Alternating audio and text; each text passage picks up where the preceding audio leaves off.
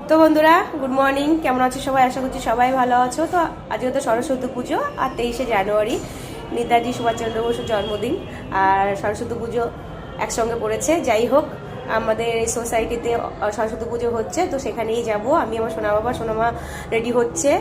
আর আমার বাড়িতে যেতে পারিনি এবার সরস্বতী পুজোয়। বাড়িতে না যেতে পারলে তো মনটা খারাপই হয়, তোমরা সবাই জানো। যাই হোক, তো চলো তোমাদের সঙ্গে সমস্তটাই শেয়ার করবো। দেখো আমরা গুছিয়ে গেছিয়ে রেডি হয়ে গেছি, আমার বাবা দাঁড়িয়ে আছে সমস্ত কিছু নিয়ে। বলো শুভ সরস্বতী পুজো।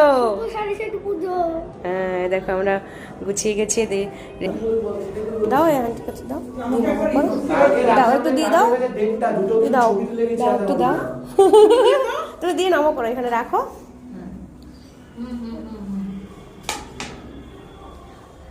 বসো বসো বসো।